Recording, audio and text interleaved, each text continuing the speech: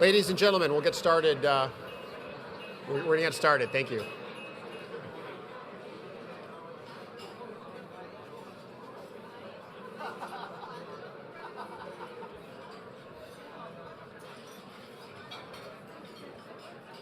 Ladies and gentlemen, I hope you've had a great lunch and you've had some terrific conversation around the table. We're going to get started in just a moment with our speaker. But first of all, please join me in welcoming our webcast viewers. As a reminder, my name is Andrew Graham. I'm president of the Canadian Club of Toronto, and I'm your host for today. Viewers, thank you for joining us. Our club always seeks ways to keep members and guests engaged. We are really excited to have a speaker of the accomplishment that we have today at our podium talking about issues that I know matter a lot to everyone in this room and beyond. We were remarking at the table today that the advent of technology, Twitter, Facebook, et cetera, has not lessened the appeal of lunches like this, and there's something special about getting sitting around a table together with people, some of whom you might know and some of whom you might not, to hear someone speak live. There's really nothing that's the same. I'd like to acknowledge the generous support of today's event sponsors. First of all, BMO, represented by Dan Barkley, the Carpenters District Council of Ontario, represented by Sean Blake, and TD Bank Group. Thank you very much.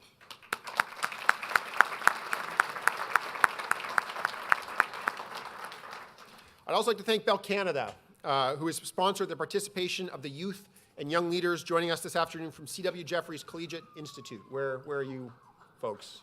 Over there. Thank you for joining us.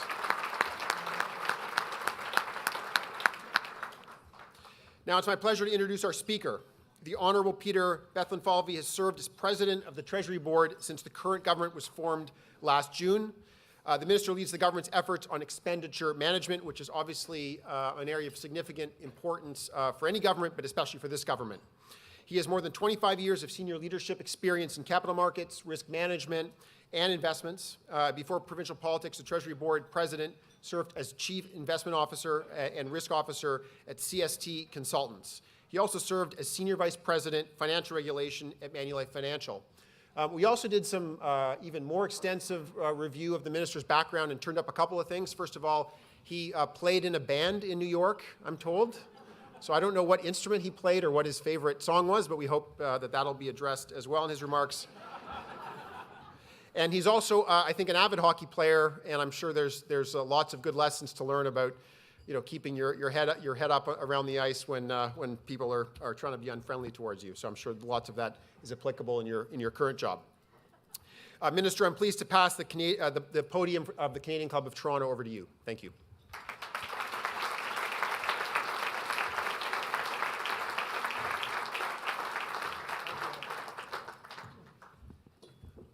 Sunshine of your love. That's for those who are my vintage would know that's Cream, Eric Clapton, and Ginger Baker and Jack Bruce. Thank you and welcome everybody. It's really great that everyone's here, and thank you, Andrew, for the kind introduction. And ladies and gentlemen, thank you for taking the time from your busy schedules to be here. I do want to acknowledge a few people in the room, a couple of my colleagues, the Minister of Training, Colleges and Universities, Marilee Fullerton.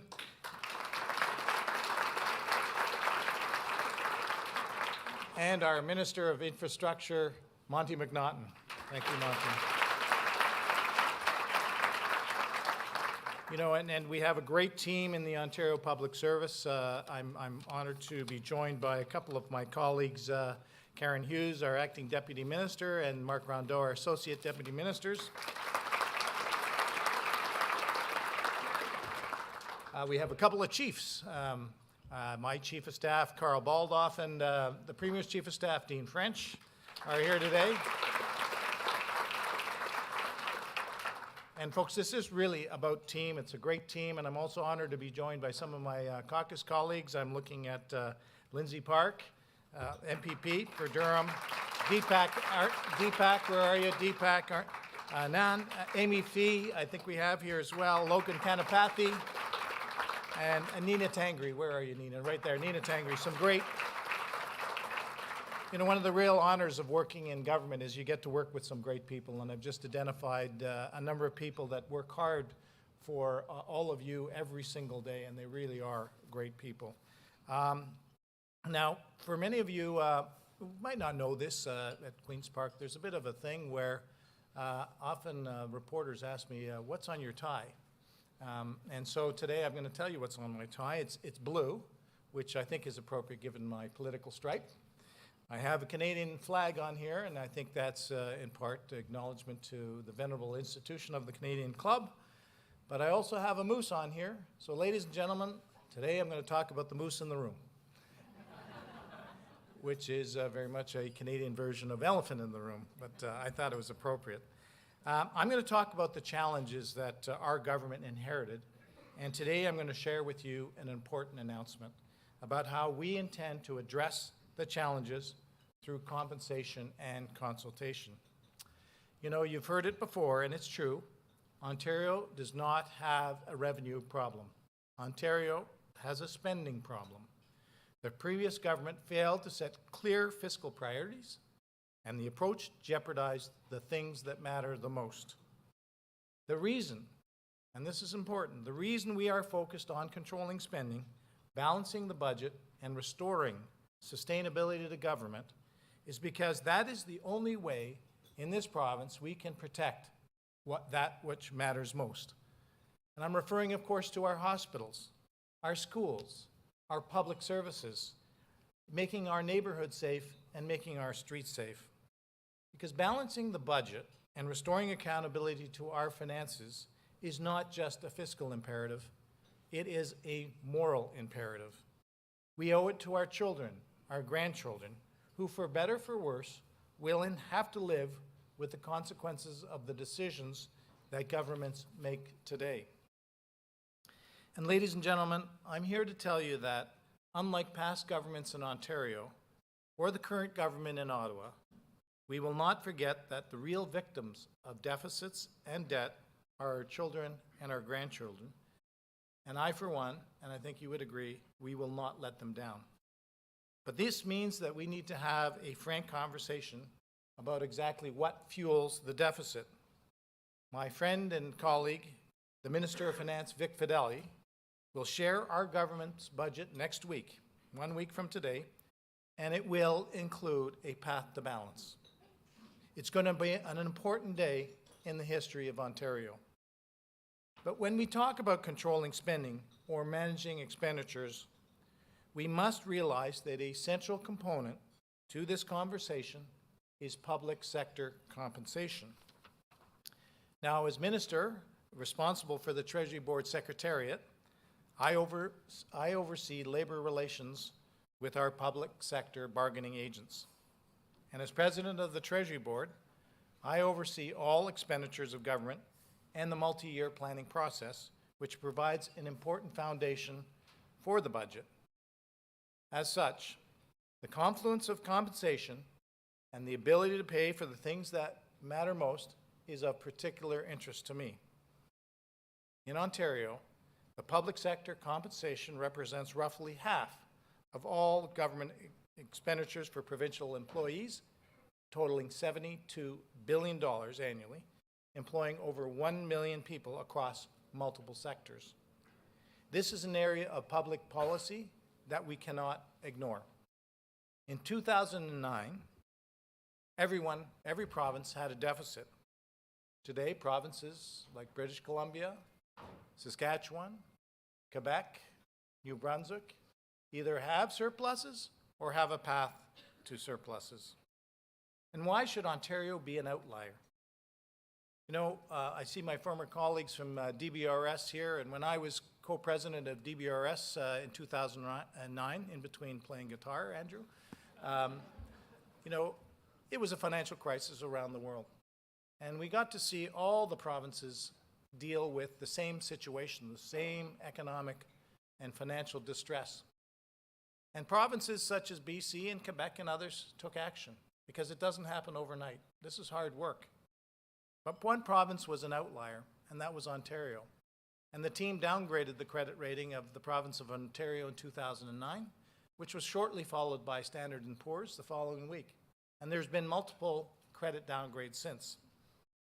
Ladies and gentlemen, responsible fiscal management is serious work and has serious consequences. The decisions made by government, just like those 10 years ago, matter. And it matters to me personally. My mother, who fled Hungary with her family in the 40s, during World War II, in 44, as a kid, 8 or 9 years old, her family took great risks, bombs and bullets overhead, and fled, and their family eventually located here in Canada. My mother's best friend, my godmother, her family did the same thing. So these are kids, and they're risking everything. And her family, my mother's best friend's family, went to Venezuela. And today, my godmother, who's worked for government her whole life, has her pension at risk. Venezuela and Canada had similar economies back in the 40s and 50s. In fact, Venezuela had a better economy and maybe more promise. So the decisions we make today, that we've made in the past, that we make today and we make in the future, really matter. And if you don't value what you have here today, and if those of us who represent us don't make the right decisions, our children will inherit something far worse. We just cannot pass the buck on to them. You know, after 30 years in the private sector, Andrew, you talked about a little bit, most of my career, and I see some of my former colleagues at TD. I was at TD for almost 20 years, including a big chunk of time in New York. I saw what was happening to credit ratings and capital markets for sovereigns around the world, and I was really concerned about what was happening here in Ontario. Now, you can either squawk from the sidelines or you can actually do something about it. And I've decided not to sit on the sidelines and squawk, but to get involved. I decided to do something about it, and that's why I put my name forward to run. Because as you know, poor choices and irresponsible spending has left Ontario with a $15 billion deficit, and we inherited a $338 billion debt from when the McGuinty-Wynne Liberals left office. It's hard to comprehend these numbers. That's 9 zeros after 338. Our debt to GDP, we've inherited a 40.5% debt to GDP. The Wynne Liberals, McGuinty Liberals in 2003 inherited about 27%. And let me tell you, back in the early 1990s, and I do remember those, the debt to GDP of this province was 13%, 1-3. Bob Rae inherited a province at 13%, and within 5 years, it was up to 32%. Things can go south very quickly. That's why these decisions matter. And because of this significant debt, we now pay bondholders $1.4 million of interest an hour. Think about that. That's $30 million a day. That's going to interest. That's going out the door. That's not going to those hospitals and schools and social services. It's not building one road. So in 2003, and I've asked my team this, and I've asked myself this many times, since our debt grew so much and the spending doubled, what have we gotten for $200 billion of extra debt since 2003? Because that's over a doubling of the debt burden. Is your life $200 billion better? The answer is no, not even close. And while government expenditures have doubled over the life of the former Liberal government, did your health care double in quality? Is your children's educational experience twice as good? Did the transit system double in size? Is the economy operating at twice the level it was in 2003? Again, I believe the answer is clear. The answer is no. Not even close. Therefore, it's time for a new approach, and one that puts the people at the center of everything we do. J'ai déjà abordé le défi de notre génération. Pour résumer, nous n'avons pas su injecter l'argent des contribuables dans les programmes et services qui comptent le plus, tout en continuant de moderniser l'administration ontarienne. 6 mois se sont écoulés depuis ce discours. Et en tant que président du Conseil de Trésor, après avoir rencontré les parties prenantes et examiné chaque dollar investi par la province, je me rends compte que ce n'était que la pointe de l'iceberg. In a previous speech, I spoke about the challenge of our generation. And to summarize, it is the failure to prioritize precious tax dollars on the programs and services that matter most, while modernizing government. In the 6 months since that speech, from the vantage point of the President of the Treasury Board, in meeting with stakeholders and weighing every single expenditure that our government has made, I realize now it is far deeper than that. Because in addition to protecting what matters most, we must concern ourselves with confronting intergenerational inequity and doing everything in our power to cushion future financial and economic shocks. Now, that's not ideology speaking. It's about prudence, it's about fairness, and it's about responsibility. And one of our first decisions as a government was announcing that we would launch an independent financial commission of inquiry to look into the government's past budget practices, alongside an external review, a line-by-line review of government spending by EY Canada. And from those reports came some really compelling data. For one, we learned that had expenditures increased in line with population growth, 2017-2018 expenditures would have been, over 15 years, $330 billion lower if we had just increased expenditures in line with population growth. That's right, because a basic sense of fiscal prudence, we could have virtually repaid the entire provincial debt. And in this province, we are blessed with abundant resources and economic wealth. Yet our province is now the most indebted subnational jurisdiction in the world. Our home, right here in Ontario. Simply put, that puts our autonomy and our freedom at risk, and it doesn't allow us to protect what matters most. Now let's go back to a central pivot of my remarks here today, which is expenditure management and the role of compensation. Let me be clear, our public sector workers have earned their generous compensation. I'm amazed every day by their hard work, dedication, and diligence. But we must be honest about what we can reasonably afford while ensuring the sustainability of government programs and services. Last week, I tabled the 2018 Public Sector Salary Disclosure, more commonly known as the Sunshine List.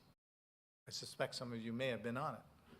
In 2018 alone, the number of employees making over $100,000 increased by over 20,000 people in the last year. Since 2003, the list has grown by 600% and is now over 150,000 individuals.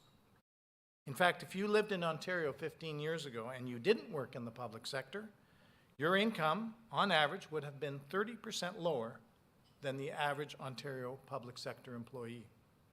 Today, that gap is still the same. It's no surprise that Canada's Parliamentary Budget Officer has indicated that Ontario's current fiscal policies are simply not sustainable over the long term. I talk about this every day in my work as President of the Treasury Board. I talk about the numbers so much that when folks struggle with my name, they just say, he's the numbers guy. And I'll tell you, these numbers are just as sobering to talk about now as they were when I first started talking about them back in 2009 when I was working at DBRS. But things are starting to look up because we have a plan, and it's a plan for the people. Ours is a plan to modernize, to find efficiencies, and protect programs and services. 8 months after since being elected, we've cut the deficit by $1.5 billion, bringing it down to $13.5 billion. But folks, we're not going to stop there. This past summer, our government received feedback through an extensive Planning for Prosperity consultation process, where we received over 26,000 ideas for change. And as the President of the Treasury Board, I'm proud to stand here today and say our government is continuing to listen to the people of Ontario and that we are delivering on our campaign commitments. I'm just going to highlight a few things that we have done so far. We've moved to centralized procurement across the public sector, saving the people a projected $1 billion in 5 years. That's without one job loss. Just last month, we announced reforms to the electricity system to drive efficiencies and lower electricity rates for medium and large employers so that they can continue to grow their businesses and create jobs. We promised we would create and protect better paying jobs, including those skilled white-collar jobs of the future. And we're bringing quality jobs back to Ontario by cutting red tape. In fact, our government is working hard to reduce red tape by 25% by the year 2022. We promised to end hallway health care. On this, I would note the Minister of Health, Christine Elliott, has announced that our government has already allocated over 7,000 long-term care beds, fulfilling almost half of our commitment toward bringing in 15,000 new long-term care spaces over 5 years. More recently, the minister delivered a modernization plan to fix the healthcare system by focusing on the patient and families in a way that serves their needs better. We've implemented a hiring freeze, with the exception of essential frontline services, as well as a freeze on discretionary spending, restrictions on travel, meal, and hospitality spending. We paused all pending compensation adjustments for all public sector executives while a full review takes place. And in December, we created a brand new Audit and Accountability Committee. This is a new subcommittee of Treasury Board that will oversee internal audit services and ensure more scrutiny and discipline in our fiscal process. So as you can see, we've been very, very busy. And the bottom line of all this is that we will continue to take steps like this, which will restore sustainability to the province's finances now and for years to come. It's been almost a year since we were elected, and we're taking stock of everything we learned in 2018 and putting it into practice. We're modernizing programs and services, breaking down silos across all of government. And by the way, I've learned that some of the silos are not just solid silos, they're concrete and steel reinforced silos. As many of you in business might know, collaborating and working together is hard and serious work, and you have to work at it. But we're being strategic with every taxpayer dollar. That's what we were elected to do. And that is why I'm announcing today that this spring, our Government for the People will commence a new series of consultations with a specific focus on our public sector bargaining agents throughout the Ontario Public Service and the broader public sector.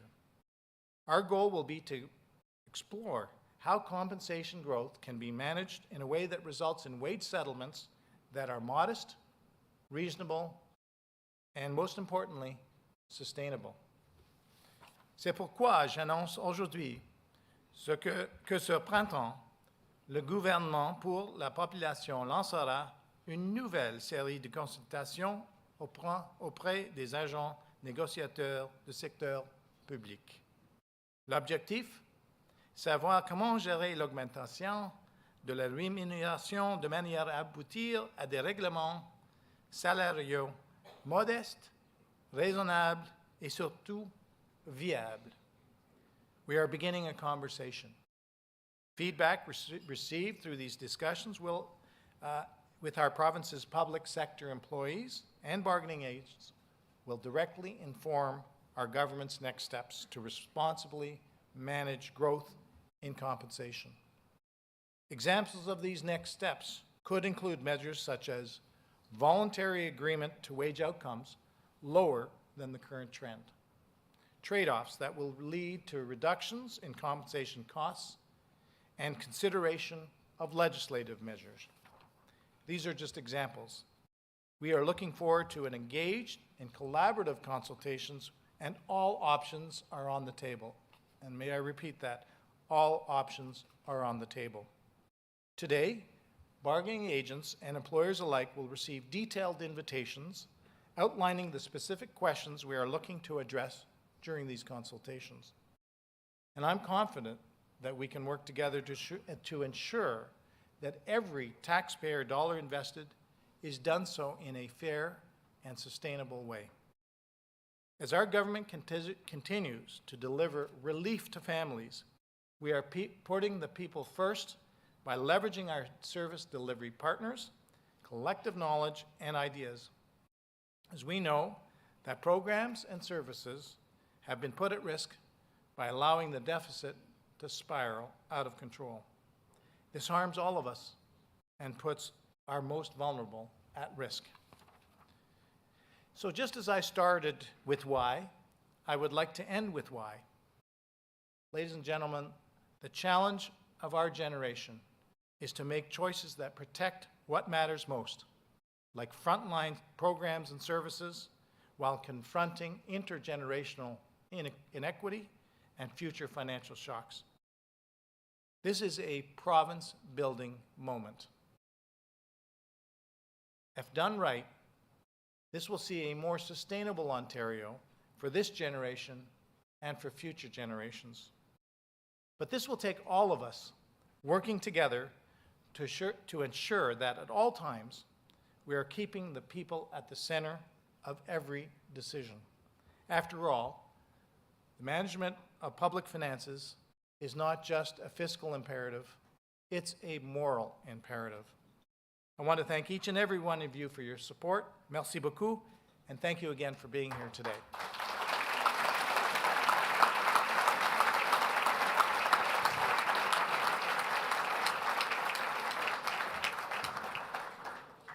Minister, thank you very much, and we'll have a proper thank you for you in just a few minutes. But first, we've had a number of questions come in from the audience, and indeed, if you have more questions now, please fill out the Q&A cards and someone will collect them.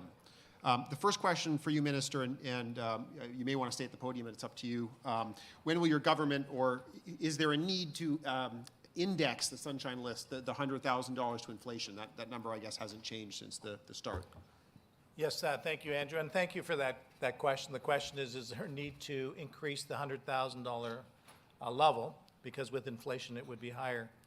I think transparency is a good thing. What I've learned in the private sector over many years, that the more transparent you are, the more forthright you are with information, that's how you build trust. That's how you gain accountability and restore faith in what you're doing. You don't want to hide things, so I think this is a productive thing. And so we have no plans to change that level. And I think government can learn a lot from the private sector in terms of transparency. Transparency shines a light on everything, and it allows more people to collaborate to figure out solutions. So I think that's important that we keep that. Okay, thank you. Switching gears a little bit here and talking about trade with the United States. Are you concerned about, or is the government of Ontario concerned about the President's executive order to buy American? And is there anything that we should be doing or can be doing as a province to get an exemption from that?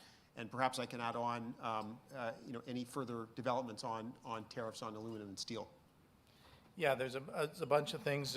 So please let the President of the United States know that I'm President of the Treasury Board. So. I will put through a Buy Canada order if he does one of those. I think most of us would agree that open and free trade is a good thing. I think Canada is a small, open, free trade economy. We don't want to put barriers in place. In fact, we want to tear barriers down. I think our government has made that very clear, that we're not only open for business, but we're open for jobs. And so that's the mantra. That will make our province more prosperous. Putting up steel and aluminum tariffs is not consistent with that. We need tariffs to come down. We need people to compete in an honest and open way.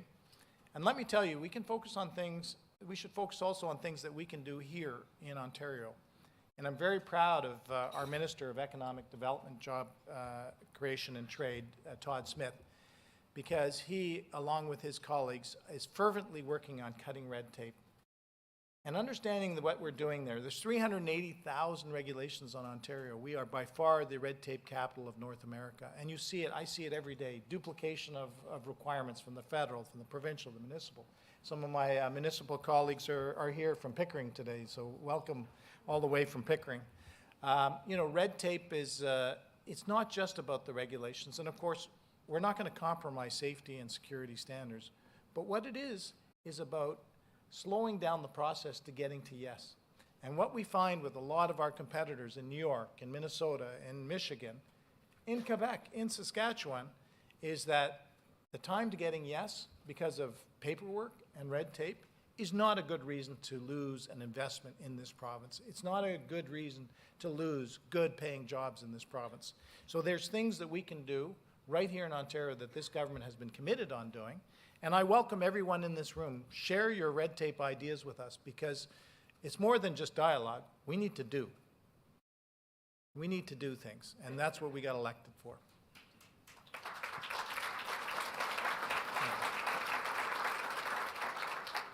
Just to close off the Canada-U.S. trade topic, do you feel the federal government has handled this file appropriately? Oh, there's a, thank you for whoever gave me that lob. Usually I get them in the house, but thank you. Let me just point out something. Is the federal government doing enough? You know, obviously I'm a numbers guy and the finance guy. The federal budget was so concerning to me. We're in the 10th year of an economic recovery. I'm sure Keynes is just spinning in his grave. You know, that's the time when the economics are good that you put away a few nuts for tomorrow if you're a good squirrel. You know, this, but because things will go south at some point. And that's the time when governments can step in through stimulating, as we did in the last economic cycle and downturn. Revenues will plummet. One thing that I think the NDP found out in the early 90s is that the revenues go down just when the expenditures are going up. So I think the budget didn't address any of that. Revenues have been going up, and instead of either giving it back to the people, which I think we would agree would not be a bad idea, or just keep spending going on the continuous trajectory that it was, would have created significant surpluses to pay down debt. And here's what you need to know. The federal interest expense is $23 billion. Over the next 5 years, it's going to go to $33 billion. That's $10 billion going out to bondholders in the form of interest expense. I spent my whole career on the other side doing bond deals and rating bond deals at DBRS. That's $10 billion. That's not going to help one child and not going to help one senior citizen, not helping one municipality. That's going to bondholders, a 40% increase in interest expense. So could they have done more on the trade file? I think absolutely, and the focus has to be on jobs. It's jobs, jobs, jobs, and I think they've fallen a little short on that. Switching gears again, we have some students in the audience, and there's a question about potential budget cuts in the education system and the impact those will have. Maybe that's a topic you can speak about. Yeah, oh yeah, I'd love to talk about that. And unfortunately, I think they had to leave. Maybe they heard some of my answers and didn't like it. You know, I think that I was at Dunbarton High School last Friday. And it was a civics class, and the teachers invited me, and I had maybe 75 students. And one of them in the Q&A asked me about the cuts. And I asked her, can you be more specific about the cuts? And she couldn't answer the question. So I said, well, let me help you out.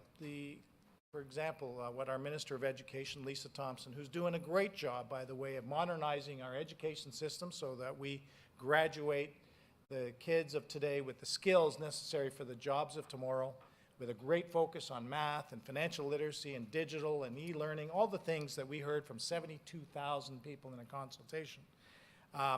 Doing a great job. But I asked the person, what about where are the cuts? Well, in kindergarten, grade 3, does anyone know how much we're changing class size? Squadouche, 0. Grade 4 to grade 8, up to 1. In high school, we're bringing the class sizes a little bit higher up, which is below the Canadian average. We're still going to have the smallest class sizes in all of Canada. And why are we doing that? So we can invest more in the things that the parents and the teachers and the students told us they want. They want stronger math skills. They want coding. They want to understand financial literacy. I spent my whole career in finances. Financial literacy for our kids and for everyone around this table is very, very important. We're going to promote more the investment in teachers, new teachers, Bill 48 yesterday, requiring our math teachers in high school and grade school to take a math test so that they can have the supports, they can have the tools to be stronger in math. We're going to focus on science, technology, engineering, and yes, arts and math. so STEAM.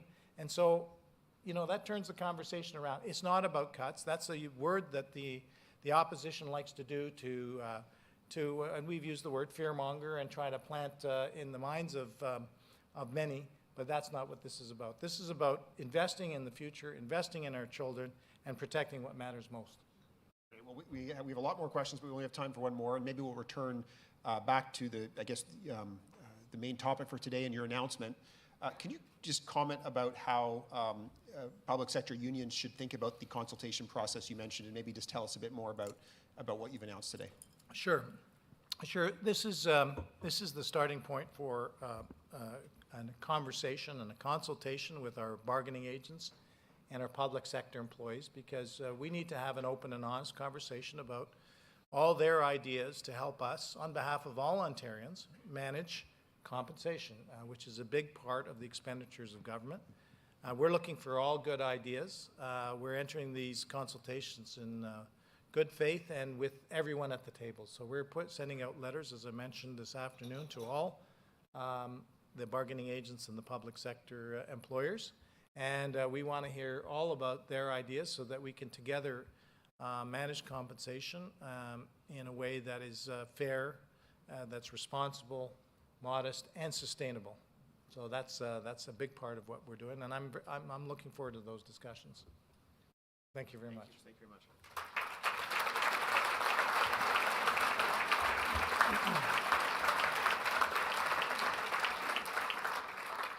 Minister, I really want to thank you on behalf of the Canadian Club for coming today, not only to share your thoughts on the priorities of your government, but also the announcement that you shared with us today. It sounds certainly very important, and we look forward to following the results of that.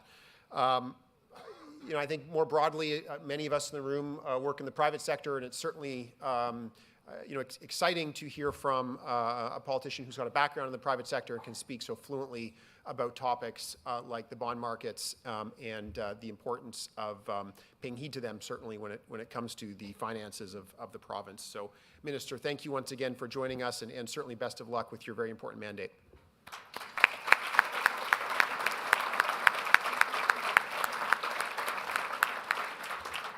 Just before we conclude, I'll tell you about some great upcoming events we have. We'd love for you to join us. First of all, on Wednesday, April 10th, we have Rebecca McKillican, who's CEO of Well.ca. She'll be here to talk about the future of Canadian retail. On the 15th, that's a Monday, we have the Honourable Carolyn Bennett, Federal Minister for Crown Indigenous Relations, who will be speaking at our podium. We hope you can attend that as well. Finally, I'd like to extend another round of thanks to today's event sponsors, BMO, the Carpenters Union, and TD Bank Group. And finally, we'd like to also thank MediaEvents.ca, Canada's online event space, and VVC for live streaming today's events. Thank you to all of those institutions.